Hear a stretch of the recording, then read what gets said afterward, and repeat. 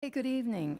We're here for the regular December 12th Planning Commission, and we'll start with the roll call. All right, Stiles. Here. Greene. Here. Zaremski. Here. DeVore Leonard. Here. Osterholm. Here. Also present is Planning and Zoning Administrator Denise Swinger and Village Solicitor Amy Blankenship. Thank you. Okay, looking at the agenda, we have the minutes, we have some communications. Will we have a council report? Yeah, very brief. Okay, and we'll have citizens' comments for anything that is not, that we're not having a public hearing for. And then we have, I think, 3 public hearings, a final PUD and 2 conditional use applications. So we'll go ahead with reviewing the minutes of the November 15th meeting. Does anyone have any changes for page 1? 2, 3, 4, 5, or page 6. Could we get a motion to approve the minutes? I'll motion we approve the minutes.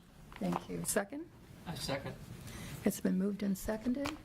Can we just go all in favor? All those in favor say yes? Yes. Yes. Anyone opposed? Okay, the minutes are approved. So we have communications from Carolyn Moline on the Senior Center, from Marianne McQueen regarding West Davis, and from Kate Hamilton regarding 221 Xenia Avenue, and Wayne Golden on 221 Xenia Avenue. Gavin, do you want to talk about the council report? Sure. I think just 2 things to share back from the December 5th council meeting. There was a approval following this body's recommendation on the preliminary plan for the PUD, and then there was also initial discussion about planning and zoning fee increases, essentially to make our fees in Yellow Springs a little more comparable. Frankly, we have not raised them in quite some time, and they're much lower than anywhere around us. So that'll be something that'll be back on the agenda for, I think, passage. It seemed like there was pretty broad support, and you'll recall this follows the increase in tap fees that we did recently. So just trying to get our fees in line with what other places have and to cover our costs. Denise or Judy, anything else you'd want to add? No. Thank you. Are there any citizens' comments for anything that we're not having a public hearing on? Okay. And just... Go ahead. And if you'll state your name when you come up. Yeah, hi. Riley Dixon, Yellow Springs News, village resident. I don't know if this is the appropriate time to ask this question because it tangentially relates to one of the items on tonight's agenda. I just wanted to know if the commission has any knowledge or any updates on the proposed comedy club at the former Miami Township fire station. Thank you. Okay, thank you.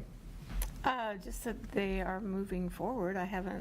They're getting their building plans and things together now. Okay. Yeah. Okay, then we will go ahead to our first public hearing, which is the final PUD. Denise, do you want to talk about that? So as Gavin mentioned, at the December 5th council meeting, they did accept Planning Commission's recommendation to approve the Millworks preliminary PUD, and that was with an underlying zoning of B2, I1, and 5 uses that are allowed in the B1 business district. Staff thought that that was a good solution to what has been in both the 2010 and 2020 comprehensive land use plan, which was to consider expanding the B1 district north to encompass Millworks. This, rather than, by making it B1 though, then you've lost the industrial uses. So with the PUD, at this site, you can still have the industrial uses as well as some of the retail uses that you have downtown. So the final PUD, there was no changes whatsoever between the final and the preliminary, and staff recommends its approval. Anyone have any questions for Denise about this? Okay. I don't know if we need to hear from Allison unless there's something you want to say. You don't have to, okay? She gave a presentation to you, and then she updated Yeah. a little bit for council, but I think everyone's seen that. So I guess the question is, the commission, do we want to accept the staff request to waive all elements of the Level B site plan review? Are we in agreement to that? I'll speak for myself. I'm comfortable with that. Okay. Other I have no members? issue with it. Yeah, I don't have any issues with that. They're not building any buildings. Okay. I'm fine too. Then we need a motion to accept the staff request to waive all elements of the Level B site plan. If somebody would like to make that motion, or I can make that motion. I'll make the motion. Do we have a second? I'll second. Great, thank you. Gary. All right, Greene, Yes. DeVore Leonard, Yes? Osterholm, Yes. Zaremski, Yes. Stiles. Yes. Thank you. Do we need another motion for this? Okay. Do we move to approve the final PUD? Right. No public hearings required, just a motion to, if we want the exact language from the code, Okay. Planning Commission, you were reviewing the final plan in accordance with, well, it's consistent with the approved development plan, so you just need to make a motion to approve, disapprove, or approve with modifications the final plan. Okay, I'll make a motion to approve the final plan without modifications. Perfect. I'll second that. Susan Greene, Scott Osterholm. Zaremski, Yes. Osterholm. Yes. DeVore Leonard. Yes? Greene, Yes. Stiles. Yes. Thank you. Okay, so it's approved.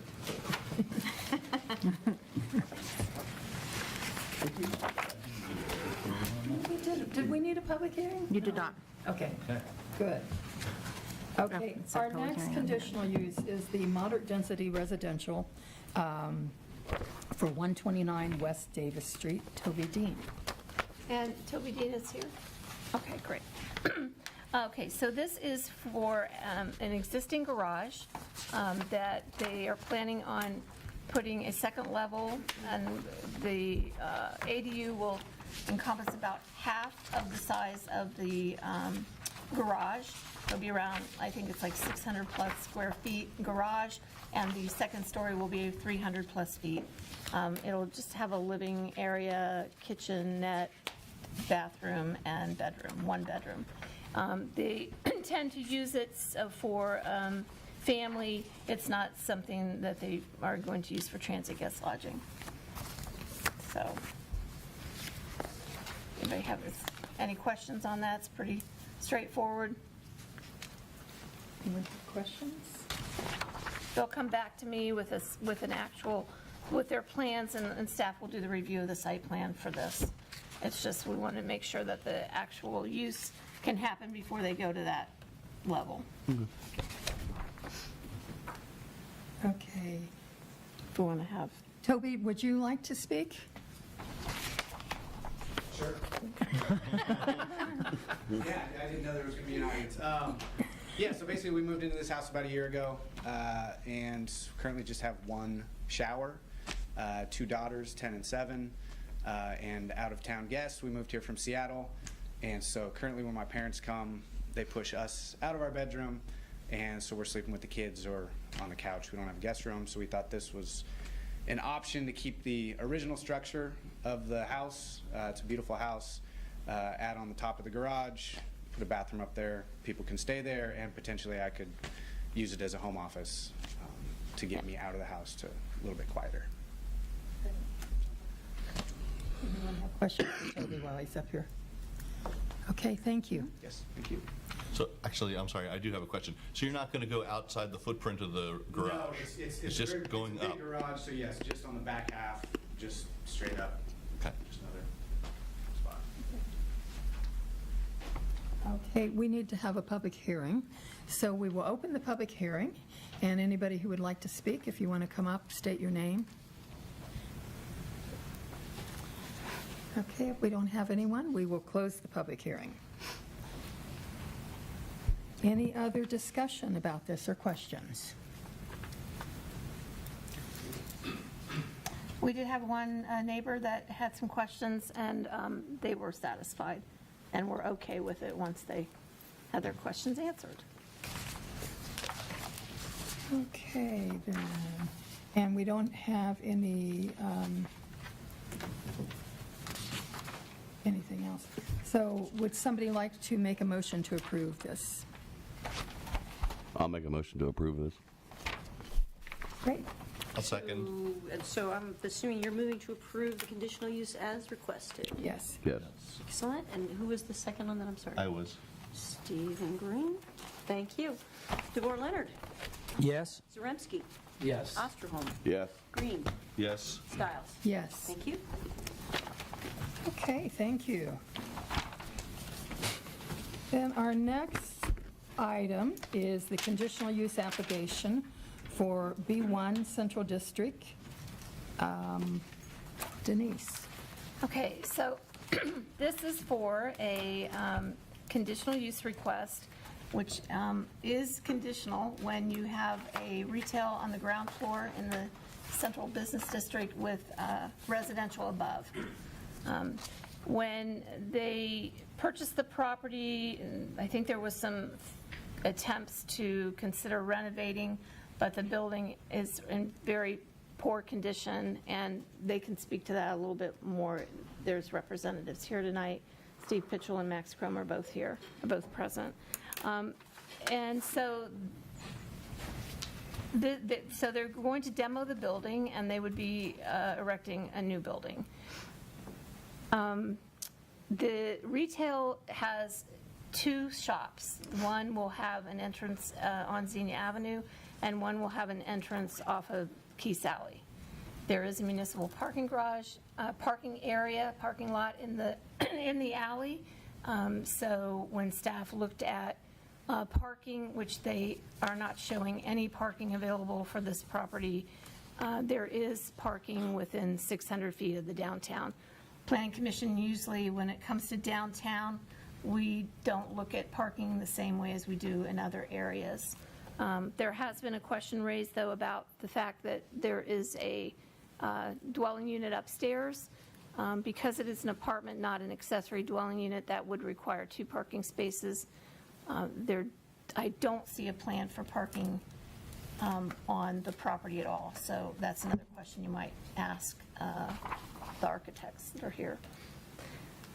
So other than that, their staff feels comfortable with this. We don't particularly have, we don't have a design aesthetics in our code.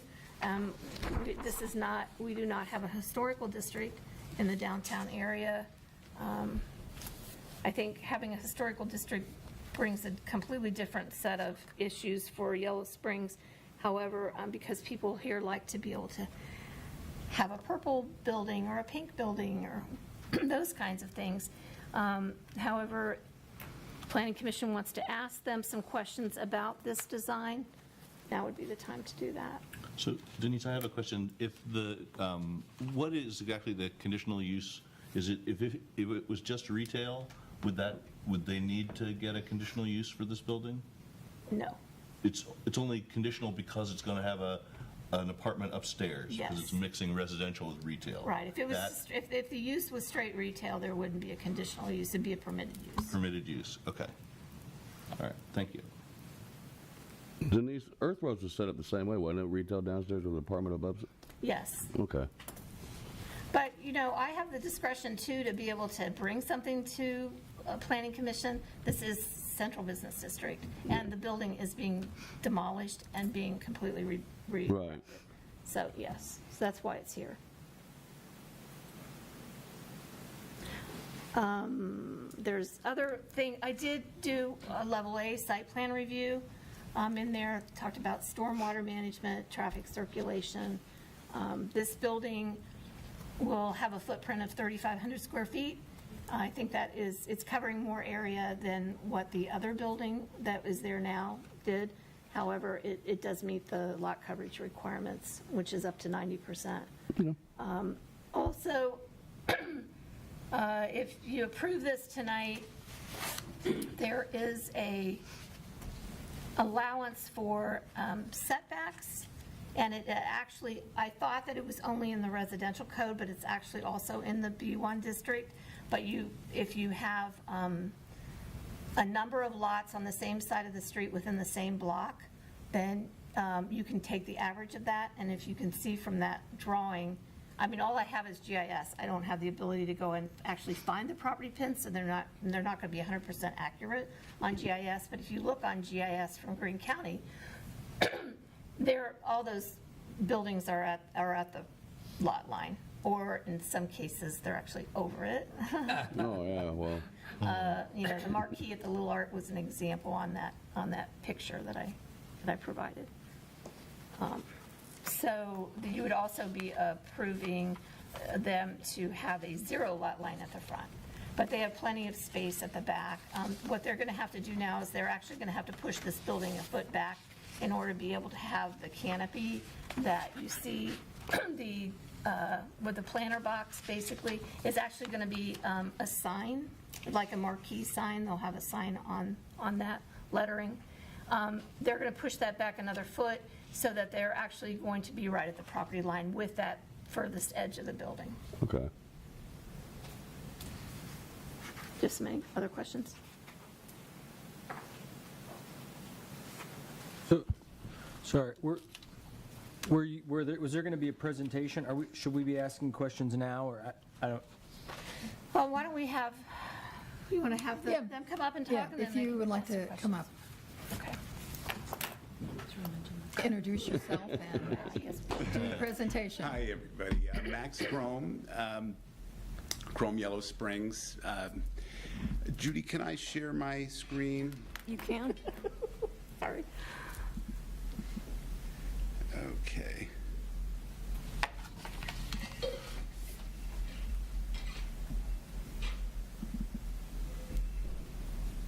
Okay, there we are. Okay, this is the Old Earth Rose, obviously. I did take a careful look at this building to see whether it could be salvaged. This is the very first building in 30 years of architecture that I thought was absolutely beyond repair. And I have a long history of saving old buildings, wood history. I love old things. And if there was a way to really incorporate this and save it, maybe build something on top of it, I thought maybe we could do like a cool addition on top of it or something. But it's absolutely unsalvageable. And I have this photograph that I want to share with you. This is just sort of exemplary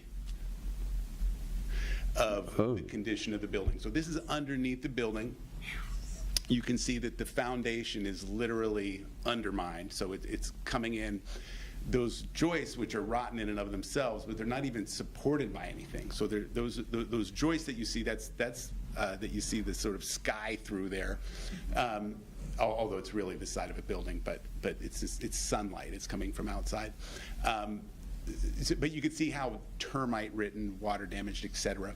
Really, it's not reasonable to save this building. I had further hoped to salvage the facade, just the facade, like to slice it off. But unfortunately, there's asbestos in this building, and the facade itself is a location underneath that wood siding. There's siding that has asbestos in it. So unfortunately, it's my strong recommendation that this building be completely demolished.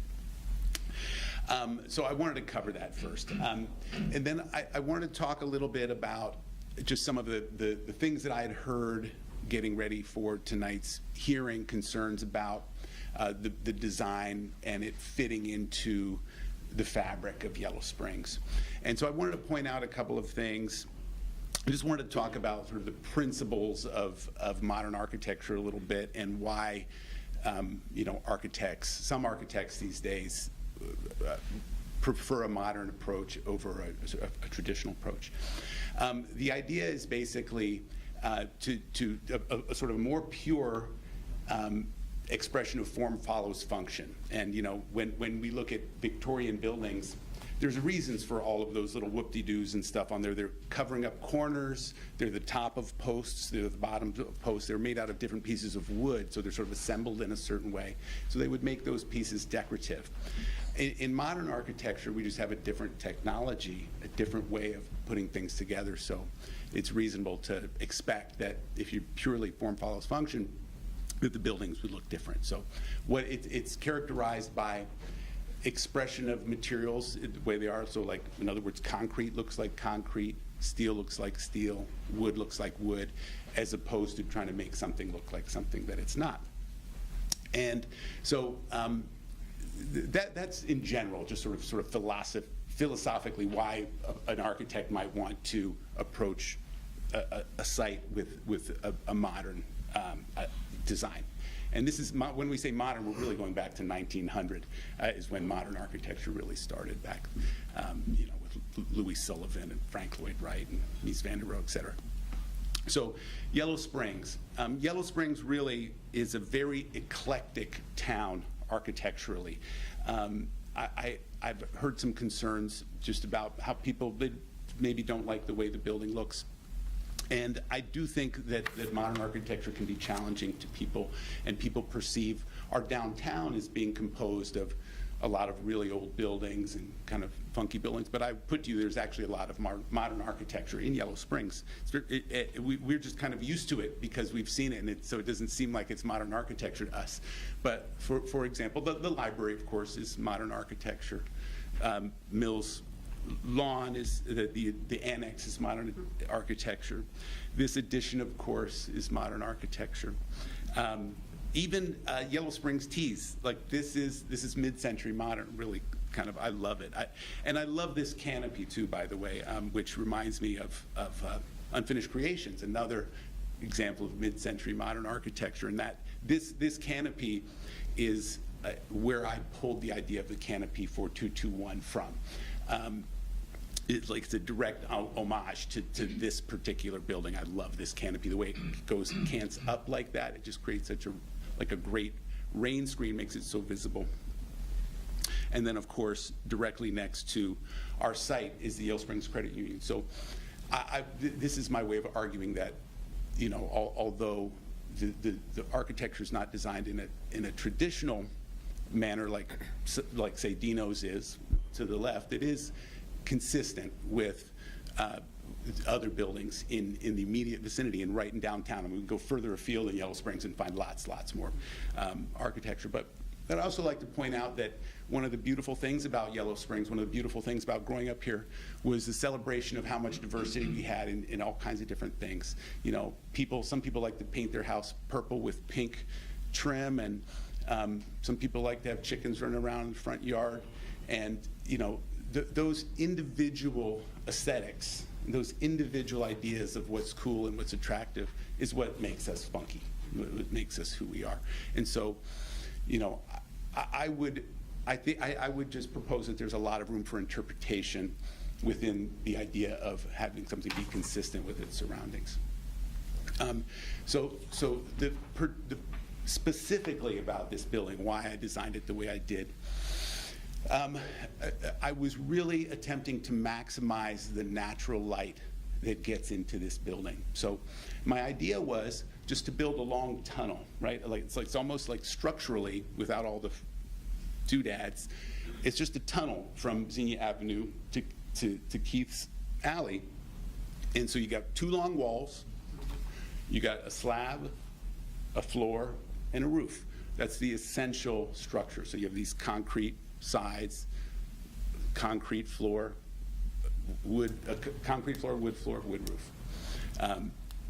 And so what that allows us to do is to not have a whole lot of structure on the inside. It allows us to be super flexible how we lay it out. So this is not just for today, this is for tomorrow and for posterity. The next person who comes in there may want to do something completely different, and they'll have kind of a blank slate to work with structurally. But meanwhile, it leaves the possibility to have a great big glass storefront. The bevel in the front, as I said before, is an homage to Unfinished Creations. And the bevel is just a design choice I made. I thought it looked cool. Really emphasizes the storefront. It sets back the storefront. I really like to set back the front door in a retail shop. I just think it makes sense so that people can be out of the rain when they're entering in and out. So those were the driving factors. On the backside, there is another storefront, and Keith's Alley has is used for a lot of different things. There's a couple uses that come right off at Dino's. You can go into Dino's from the back. Several of the restaurants have patios in the back. The vegan restaurant enters off the back. Of course, senior center, a lot of people come in from the back side for performances and whatnot there. So the idea to have it sort of be two-sided was intentional. So that's my spiel. If you guys have any questions, I'd love to answer them. Yeah, real quick. Back to the parking. Yeah. For the apartment, have you guys looked at providing the 2 spaces you'll need?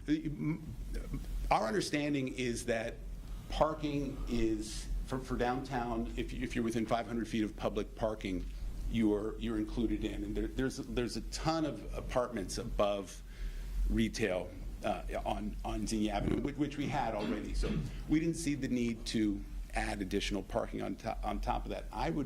I prefer to not make more room for cars and make less room for cars, but it's certainly something that I don't know if that could be a condition of approval, but we wouldn't be in favor of it. No, I was bringing it up because Denise had thought it would be an important question, because I know over the years, I know a lot of people that have rented around Keith's Alley usually park in Keith's Alley in that lot back there. Yeah, that's my understanding. Is that's where people generally park.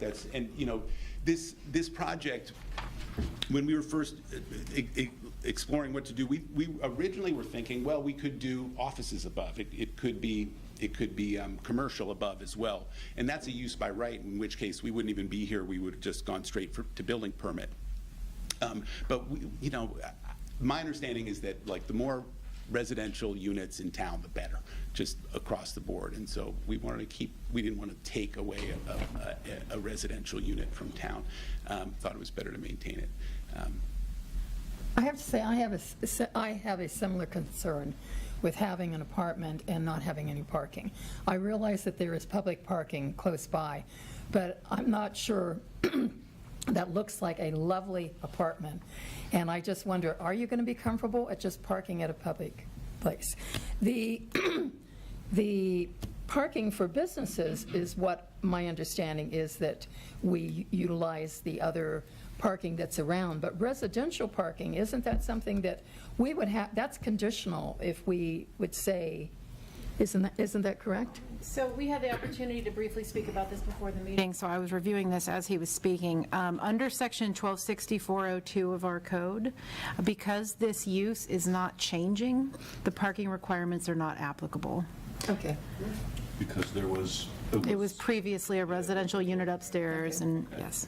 Yeah, that was our understanding, although we hadn't had that confirmed before, but thank you for doing so. Is there any connection between that back store and the fire station? Was that intentional, or was there any thought in that? Honestly, it's coincidental that those two lots happen to have gone on sale around the same time. Dave happens to have bought them. They are very close to each other. It certainly wasn't premeditated, like let's find that or something. Dave just happened to own both of those lots, so they're owned by the same person. Yeah, I had a couple of points. One, I was just going to mention from my observation, there's quite a number of upstairs apartments downtown. We don't see any not a one that the residents have a parking space. I mean, look above the Emporium and, well, above the hardware store. et cetera, it goes on and on. Otherwise, the questions I had, so the interior, so there's really nothing load-bearing inside there? No, we'll have a shear wall. We'll have one shear wall, which will be plywood, so it's kind of easy to move, and only on the first floor, so it kind of can slide up and down with Yeah. uses. So conceivably, I like to use the expression, so conceivably, the next owner, if they wanted to, they could reconfigure that main floor into one long storefront. Absolutely. Yeah. Absolutely. Okay. And again, like that was the concept. The Yeah. concept was just to build this Yeah. tunnel. And the other thing I'm wondering, I know there's been discussion in terms of architectural style and all that stuff, but I suspect, maybe I'm wrong, maybe I'm right, that since you only have about 27 feet width to do anything with, it's hard to do much ornamentation and elaborateness in 27 feet. And so I think my thought was you had to keep it simple. And this is what you came up with from that standpoint. I like the simpler the better, but I like the other approach would have been to, I thickened those walls because the roof has to have some thickness. And I thought, well, if the roof has to be this thick, let's frame it with the same thickness. Another approach would have been just to use 8 inches, which is the thickness of a concrete block wall, and use that as sort of just a frame of an overhang and set that back. But it would have been the same concept, sort of to take a structural dimension, reflect that on the outside, and have that sort of be the driving force for the composition. The other thing I would mention, some question came up about the color, and architects are notoriously bad about colors. That's why we have people called interior designers, because like our color scheme is black, gray, and white, essentially. Those are the colors we like to use. But kidding aside, the gray is because that's the color of plaster. That's the natural color. And so I'm in favor of using natural materials, letting the natural color of these things express themselves. So that's where that color came from. Although, people can come along and paint it however they want. I think that's also part of expression, but sort of from my perspective, like that's almost like an end user thing. Like what kind of sign do you want to put on it? What color do you want to paint it? It's not that important to me as an architect, to be honest. So, sorry, I'm the new guy here, so I'm just trying to make sure I understand how this works. So I actually find the design interesting, whatever. But does it matter what we think? Meaning, like, do we have the ability, like, let's say we thought that, I'm just trying to understand what our... Yeah. I didn't catch that. I was reading something. I think I can answer that to a certain extent. His question was, does it matter what they think from a design standard perspective? So we don't have any design standards in our code. In terms of color and the things that we're discussing here, yes, that's not reflected in the code. There is, since you brought that up, if I could segue into something else I wanted to mention. The way the code is written, technically, in my opinion, this application would have required a level B, the second level of site plan review by Planning Commission.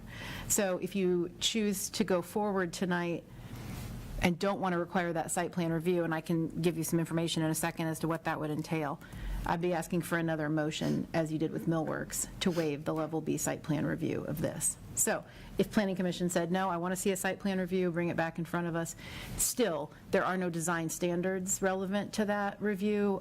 It's, help me out here, Denise, stormwater. And I did a level A site plan review and embedded in my report. So a level B is just, basically, they probably already have it in their civil plan. I just didn't point it out to you.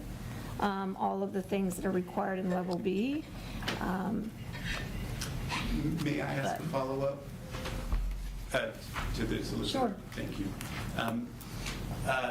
If we weren't required to have a use permit for the residential upstairs, would your interpretation still be that it would require a level B? No, it's that language about the erection of the new building with the conditional use. For the Planning Commission's consideration, that would be another alternative for the property owner. Although I would, I think we would still want to go forward with the residential. I just want to point out that we would probably still be able to do the same exact design if that ended up being a more important So what you're saying is that the design, back to your point earlier, right, that you would just be moving forward to building permits at this point if you weren't putting an apartment upstairs, yeah. Yeah, I mean, and we would probably still want to do that, even if you require that. I'm guessing we would still want to do it, not up to me. I just wanted to have that clarification. So just to take one step further, maybe take Gavin's question a little bit further. So let's pretend that you did in fact want a level B site plan. What then would Planning Commission be able to influence or not in that regard? Well, thank you for asking that question, Judy, because it gave me time to pull up 126806, which would be the level B site plan review standards. And it does, then the Planning Commission, your review of the site plan would be for matters such as traffic circulation, stormwater, landscaping, proper screening, lighting, and emergency access, water and sewer, things like that. So Which I actually covered in the report, yeah. Sure, which is Yeah. the same review that Denise often does as a level A, just not in front of Planning Commission. And again, what's triggering it to, in my opinion, to require either you taking that site plan review or waiving it is the fact that you have an erection of a new building with a conditional use. The combination of those two things under our code requires it, but it doesn't get to a point of design standards. Does that answer your question? Thank you. And when you say design standards, you're meaning the architectural. Correct. So if you, sure, so if you were, there's a lot of zoning codes around the state that have design standards baked into them, where Planning Commission might be looking at things like color or other details of materials of the building and things of that nature. But our code steers clear of that. I'd love to talk to the commission in a totally separate context sometime, not associated with this hearing, about that. I've served on a design review board before, and I'd love to share my thoughts about it, my experience, both positive and negative, if in a different forum.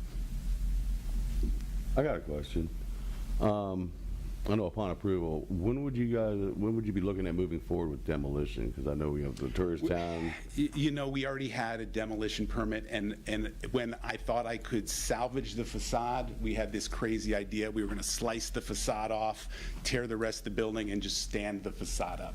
You know, we thought that'd be really cool. But then when we learned about the asbestos, obviously, Right. we decided we couldn't do that. So we put a break on demolition until we have a building permit. And at this time, we're looking at starting in 2023. We would start really very quickly. That's what I think. That's what I was thinking. I know you'd be looking at a time frame here because, like, in the off season, try to get as much done. That's right. We would, once the construction season start, we from the kind of design side, we want to be ready for the construction side to be ready when they are. So I can't really say from the construction side, Right. That doesn't follow under my purview, but when we have to be ready for them whenever they're ready to go. So as soon as the weather gets nice, we want to be able to say to them, okay guys, it's up to you when you want to start. Did you say nice? This is Ohio. When the weather gets tolerable. There you go. That's better. That's Any all I other had. questions for Max? Okay, thank you. Thank you. Okay, then we will go ahead and open the public hearing. Anybody who wants to speak, if you'll come forward and state your name. Do you want your computer back? I could take it, but, you know. Oh, all right. All right. My name is Betty Kelly. My husband and Wayne Gould and I have lived at 224 Corey Street for the last 30 years. And before I read my little thing, I want to reiterate what Max said. You wait long enough, you won't have to tear that building down. It's becoming one with the ground. I've watched it for 30 years, and it's also very scary on the inside. Really, really scary. So I think that tearing it down is a wise decision. So, as the daughter of a safety engineer, I have grave concerns about having a retail business fronting onto a delivery alley. There's no accommodation for pedestrians. The alley is used by delivery trucks, people either using or looking to use the municipal lot further down the alley, or people taking a very quick shortcut. There are no speed limits. They're not enforced. The people speed frequently, and they don't look for pedestrians. People using the municipal lot further down the alley usually use the cut-through that goes between the Emporium and the Senior Center to get to Xenia Avenue. There is not going to be another one between his building, the new building, and the credit union Ardino's. The proposed building is facing Keith Alley, has no access. Our garage is just past the curve on Keith Alley. If you've been, I don't know how familiar you are, but it curves. And our garage is right past there. We have to back into our garage because you do not want to back out into the alley because of all the people driving, and they don't look for pedestrians. It's kind of a dangerous thing. I also have questions about the store itself concerning lighting, store hours, signage, what hours will it be open, what hours will the light be on, is it going to be the light's going to be on all night long or only when it's open, and what kind of signage, and is the sign going to be lit? My last question concerns the timetable, and I'm glad you asked the question. How long after this building is torn down will construction take place? The zoning regs state you have a 12-month timetable for zoning, then 2-year schedule for construction. If this is true, what happens if this schedule isn't met? Having just witnessed the congestion created by the senior citizens building their patio, I'm wondering where all the construction vehicles are going to park and how this is all going to work, because this is a very, very busy place. My last question is, if things don't go as planned and we have issues, do we have any recourse? And the last comment I want to make is about what she was saying about the parking in the back. Ed had 2 parking spaces, one for the upstairs and one for the thing. So they did have parking there for people who were using the building. Thank you. Thank you.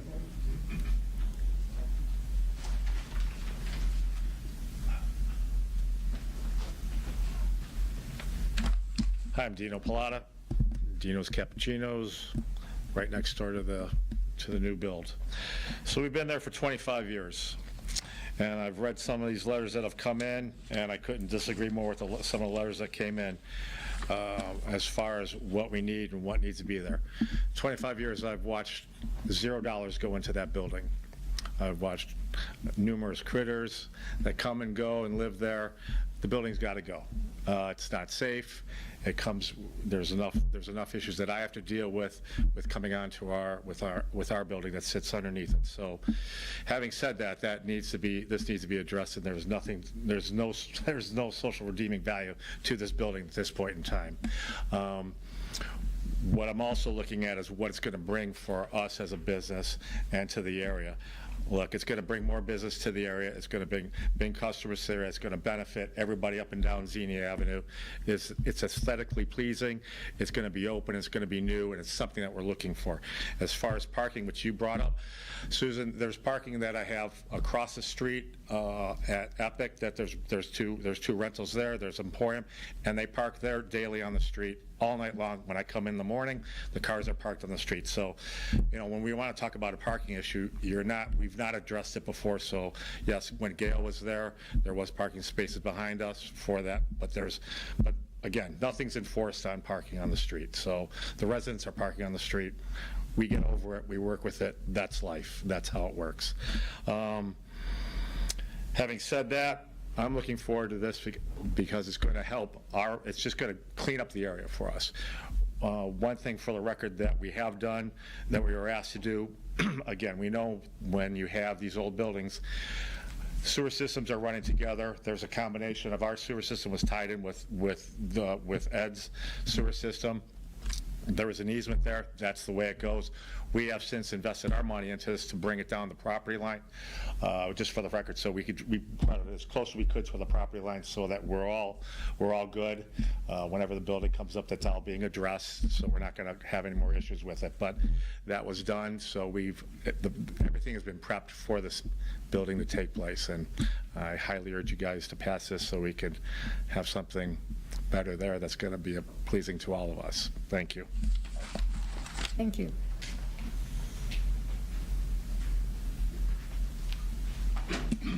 Well, thank you. My name's Wayne Goulden. My wife Betty Kelly and I have lived 224 Corey Street for about 30 years. We have a number of concerns regarding the placement of the store on Keith Alley.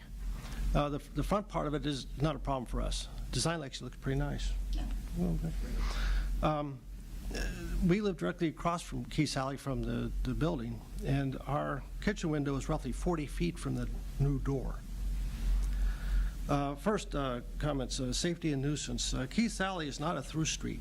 It's an alley, primarily used for delivery, parking, access, and so on for buildings that face the other way, Senior Avenue. There are presently no retail spaces of any sort on that alley, none. It is not well lit. There's no sidewalk. Other provisions for pedestrians don't exist, not even painted guidelines, nothing.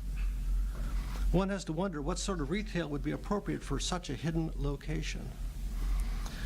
I finally figured out the answer when I noticed that on the side, north side exposure, there's 6 windows there, and they face Corey Street and the new comedy club, presumably Dave Chappelle's building.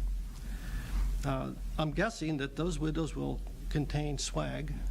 They'll be lit up so that people who are going to the comedy club can look across to Corey Street and look at these 6 windows full of swag. Then they'll probably want to go over and buy some stuff, right? Now, given the hours that comedy clubs keep, those windows would certainly be lighted into the night, perhaps 24 hours, for marketing and security purposes.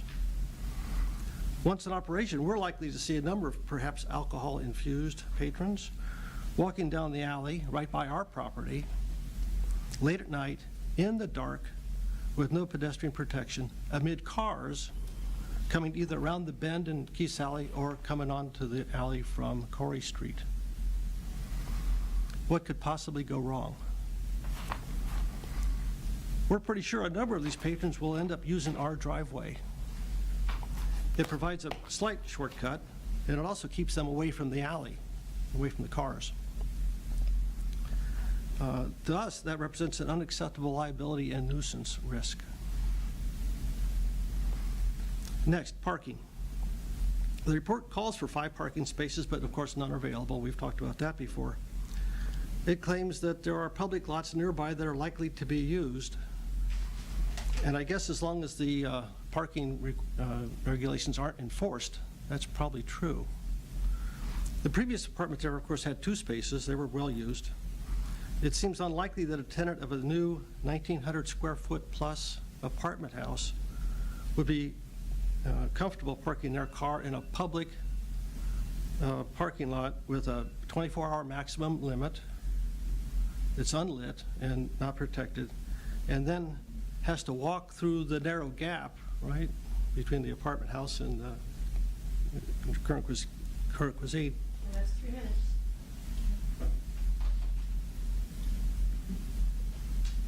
Okay. It's dark there. It's dark and it's narrow. Finally, report number 2 of the staff recommendations, page 9, which states expansion will not be detrimental to the health, safety, and welfare of the village's residents. And I guess that means that my wife must not count as village residents. Thank you.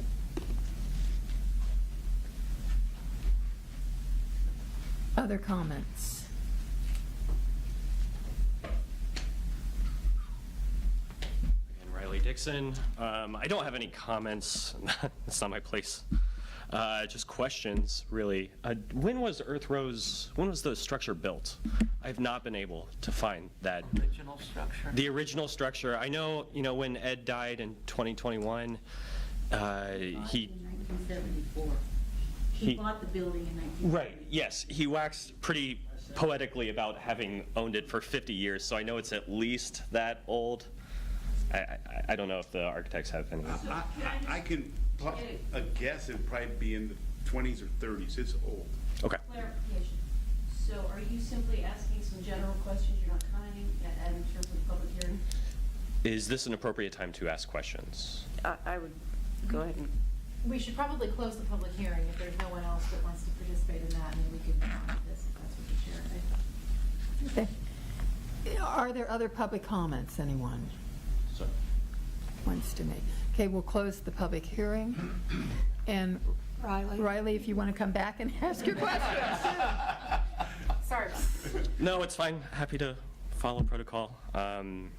So yeah, I am curious, so you say either the 20s or the 30s? It's a wild guess. It's a wild guess. Because Okay. people have been building buildings like that for a long time. It's like Sure. really traditionally wood, just conventional construction. I know it's deceptive. I know it looks older than it actually is.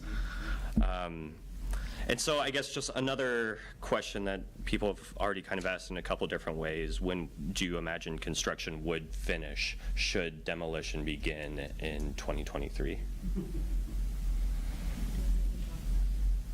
We don't really have a plan Okay. yet that I can share. Okay, great.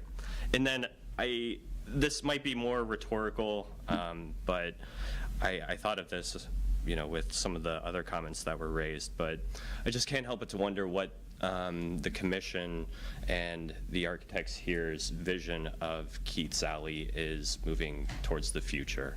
I know this isn't necessarily the forum, or this might not be the time-specific moment to ask that question, but if there's going to be a store entrance into Keats Alley, I can't help but to wonder how the architects and the commission would envision that would reshape the function of Keats Alley and how it might continue to evolve, for better, for worse, and so on. So I'd be curious to hear what the architects think about what Keats Alley could look like in 2040.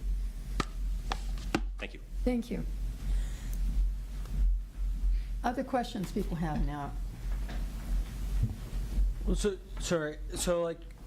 questions that people asked in the comment section, is it appropriate to ask for answers to those things, or? Sure, if you want some guidance on things, I know one thing I heard specifically that I jotted down is the length of time that a conditional use is effective. They expire after 24 months unless construction is complete or commencement of the use has begun. But then Denise, under the code, Denise's position is granted the authority to extend it for an additional period of a year. There's other questions I heard in there.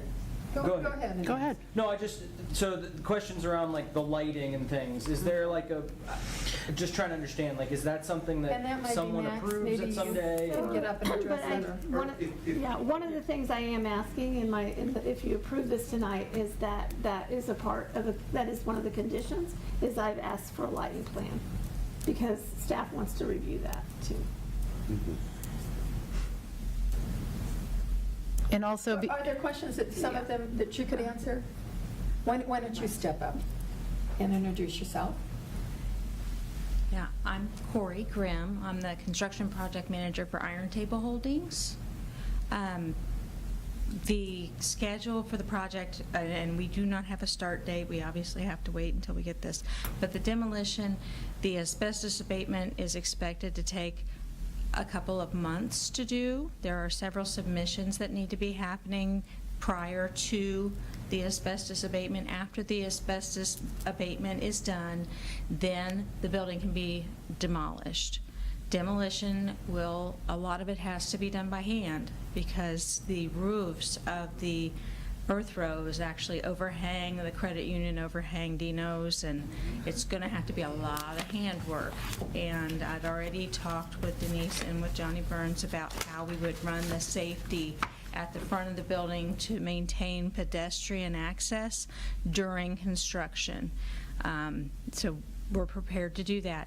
Construction of the new building is tentatively, we haven't gotten plans approved or anything like that, but it's tentatively set for a 12 to 14 month schedule. So that would put us within the 2 years, well within the 2 years. Our intention is to get this done as fast as humanly possible. We would love to be, if we can get everything arranged and get permits and things, we would love to have this thing demolished and construction begun as soon as the weather permits in the spring. Is it okay to? Go ahead. Do you care? Do you have any response, or when you hear the questions from the folks who are asking about the use and these kinds of things? I just wonder if you have do you have thoughts on whether or not those questions, anything that could address those concerns Regarding the the driveway, the, usage and the concerns about lighting and any of these kinds of, I'm just, there's people raising questions. I just give you a chance to, if you have thoughts on it. Well, I'm not a village resident, but I am very familiar with Keith's Alley because our temporary offices are back there. It is kind of a hodgepodge right now, but it's kind of the nature of the beast. If there were 2 spots that the person that was in the apartment prior was using for parking, I'm sure that we could utilize that area. I don't see a lot of traffic being added by what we're proposing to do. It's going to be a shop just like the other shops. I don't see a bunch of people driving to want to park behind it. Do you have any idea what the retail business might be, which will be in the back and which would be in the front? Not at this time, just retail. And do you know, Max, have any idea? I would have the same answer. I mean, there's a lot of possibilities, so I would hesitate to put anything out there. Is there a way, if you're in the front store, to get to the back store internally? There actually, I just thought of that, Denise, this week. It's not in the plan right now, but I'm just thinking we will add a door in the wall between. It may not be used except for, in very unusual situations, but it's meant to be 2 distinct spaces, but it certainly could be. I would think from the standpoint of fire code. No, and that was one of the magic number for needing 2 exits is 50. 49 people it can be in a space with 1 door. Okay. Once it hits 50, so it's just math. It's just a math problem. How dense is the store? How big is it? And that determines. So both of these just need 1. So are there limitations on? I mean, there are other businesses that are on Keith's Alley, the vegan restaurant, and So I mean, is there any limitations on what can happen on an alley versus a street? Well, we have a definition of an alley.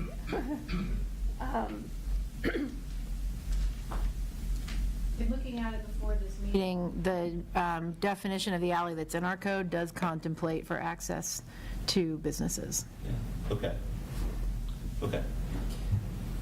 So I've made some notes. I have some thoughts. It's not really asking a question or exactly responding to a question, but it's my observations and perhaps some activity that might be suitable, maybe more so from the village as opposed to that got Josue's attention quick, and not necessarily individual property owner, but yeah, in terms of it, the alley's sort of complicated. There's a lot of stuff going on back there, but just making notes, I'm thinking of the kind of businesses that have either direct access to the alley or occasional access through the alley.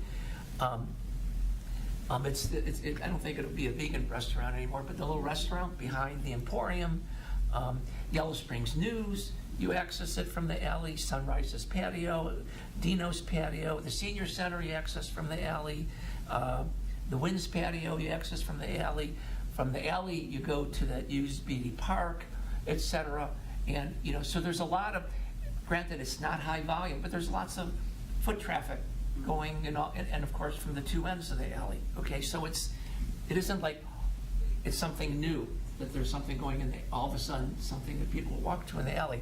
However, the neighbors raised some very valid points in terms of as you enter the alley, from Corey Street, it's not real clear where the alley is. Well, that could be remedied with perhaps some simple private property signs, or even better marking of the alley. I don't know if you necessarily park, or fencing, or there might be some way to clarify coming in from Corey Street where the alley is. Okay, and just in general through the alley, there might be some benefit in other markings of various sorts in terms of identifying private property versus access or whatever. But I think it might be a broader, village people movement type of thing. So it's just a thought I have. I don't have any answers, but caution you to not go too far astray here as to where your planning commission lane is. Okay. Just like I said, this wasn't exactly answering or raising a question, but just thoughts I had on some of the issues that have been raised and where further dialogue ought to go. Maybe, once again, broader with the village. Anyway, that's just thoughts I had. Max, do you want to? Just to quickly. Max, would you mind stepping up there so Yes. people at home can hear you? Sure. Thank you. Without getting into any detail and going too far astray about this particular item, I think that's a really great question to create a public forum around. I think it's an important question, and in another forum, love to hear more about it and talk more about it. If I can just piggyback on that comment to say, yeah, and the questions that were asked about, like, what do we see as the purpose of Keith's Alley and these things, I understand it's a stray here, but they seem like good questions that we ought to find some space to talk about. So I don't know where the appropriate place is, but just noting that I agree. Well, I mean, Planning Commission is the driving force behind the comprehensive land use plan, so we think Planning Commission, since this is planning, Yes. would be the body that would bring forth the public discussion on it. So just to be clear, you're saying that might be a thing that we put on a future agenda, Yes. not that we're talking about in the context of Right. this particular request, but, Right. okay, well, I guess whoever, I would like that to be something we consider for a future agenda item. You know, speak.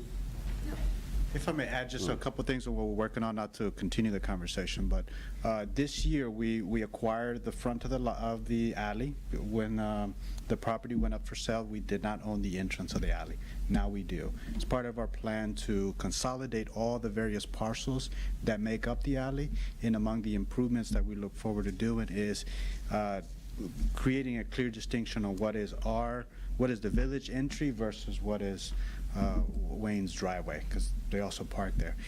And there's a bit of a medium there that needs clarification. So I welcome the opportunity to talk about how we enhance Keith Alleyway. Some of the things we've discussed internally is consolidating trash, solid waste removal from the site so that we can reduce the trash truck traffic and some of the space that those receptacles take up.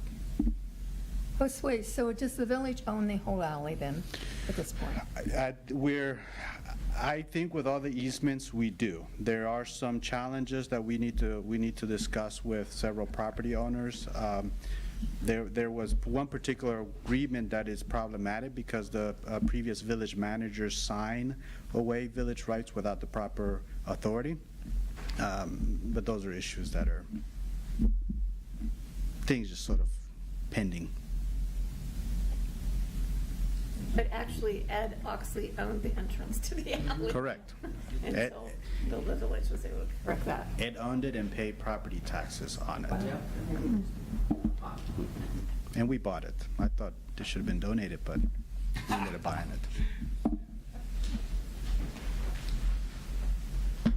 So I had one additional comment about that. I mean, it comes down to, I mean, we use the back of our property, its entrance for customers if they want to come through there, so as Gary was mentioning. Also, we all talk about infill, we want infill. The simple fact of the matter is he could just say the heck with the upstairs apartment, and this is, the conditional use goes away, so there's options here. They could just be done with it and do as they please, so something to keep in mind, because infill is what we're always talking about, and you'd be losing an apartment. So again, your decision, but they can certainly go the opposite way and just not do infill at all. One last thing, I just wanted to clarify something. I neglected to introduce my colleague, Steve Pitchell. I'm the designer of the project, but Steve is the architect. I just wanted to be clear about that. Thank you. No, that's called plausible deniability, because now everyone's looking at you.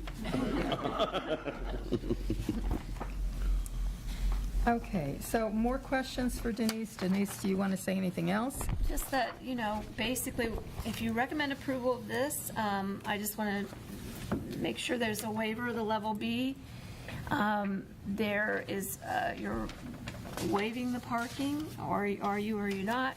And then just assuring that stormwater is routed to the existing storm system catch basin at the rear. The Public Works Director requested that. And then staff would like to see a lighting plan because we are concerned about lighting, that might go into other people's windows and that kind of thing. Okay, so you're recommending that we waive a level B? Yes. Okay. Yes, I mean, I pretty much did it, but, yes. Okay. I did it more as a level A. And so is everybody comfortable with that? Yeah, I'm fine with it. Okay. Would someone like to make a motion? Can I just make one more comment? Sure. I just, Wayne, and this is like one of these things where I understand that maybe this isn't the,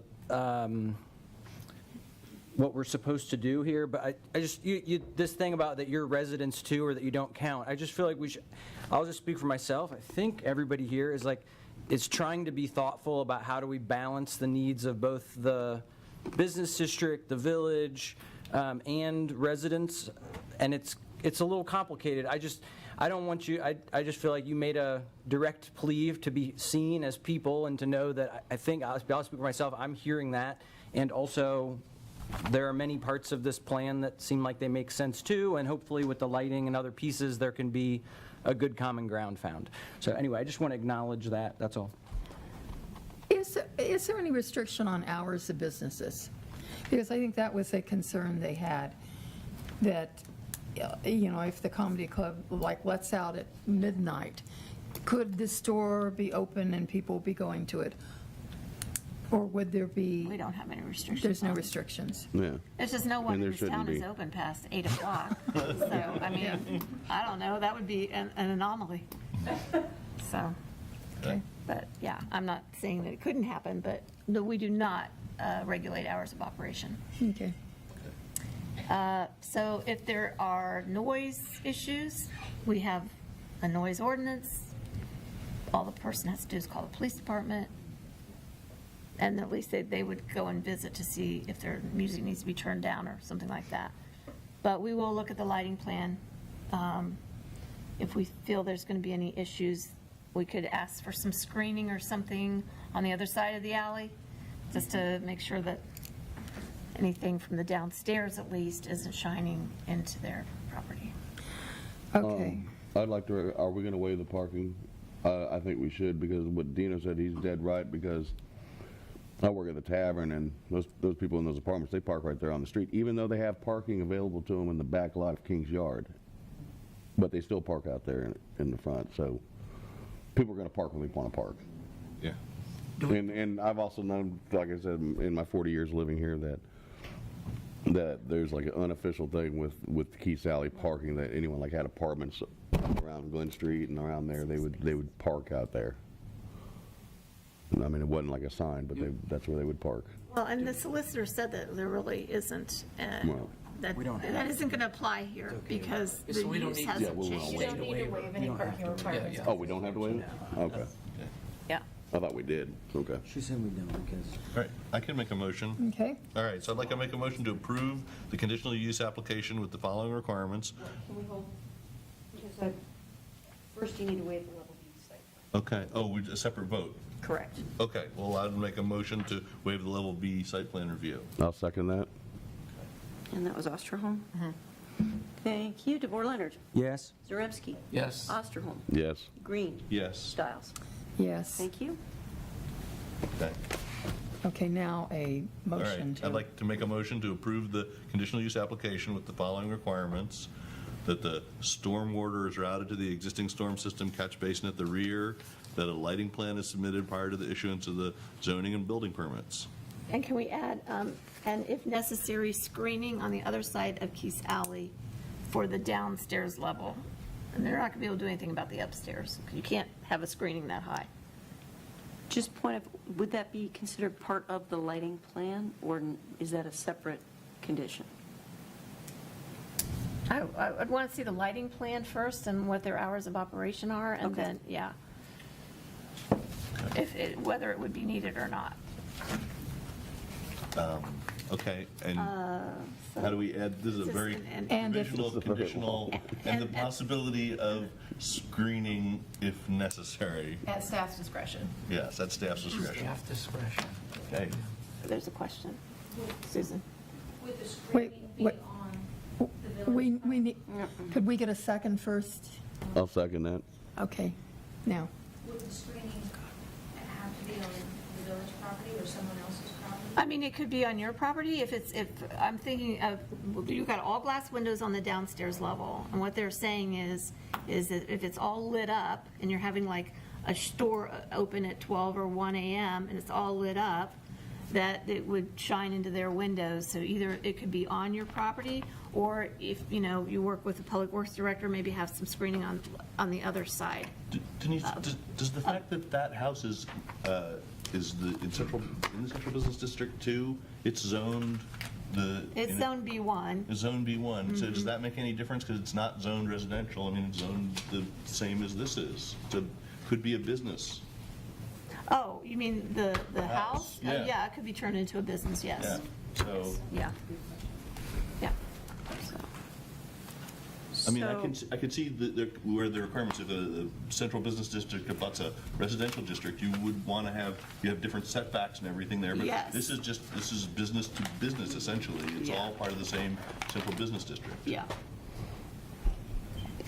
Do you want me to go Yeah. back through that Yeah. motion? No, straight a tad here. Okay. So I've got Greene moving to approve the conditional use with the following conditions: that the stormwater is routed to the existing storm system catch basin at the rear, a lighting plan is submitted prior to the issuance of the zoning and building permits, and that screening is required at staff discretion.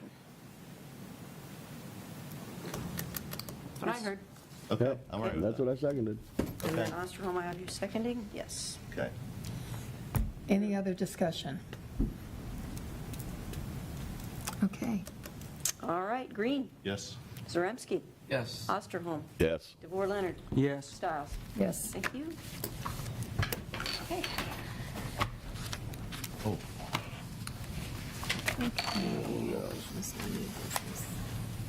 Do we have any old business? No. Do we have any new business? No. Okay, so our, Was there a vote on the CUP, or was that just on the waiving of the? That was on the conditional use. They just approved. What just happened?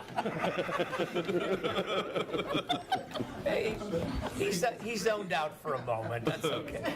We're pretty slick on how we do our votes around here, For agenda planning, we're going to have a home occupation permit. We're also going to have a retail tattoo shop at Millworks that has to be conditionally approved. That'll be in January. And we could also go ahead and put on the agenda to at least start a discussion about Keith Alley if you want. okay, great. Okay. Okay, could we get a motion to adjourn? I'm motion to adjourn. A second? Second. All those in favor say aye. Aye. Anyone opposed? We're adjourned. Thanks, Susan.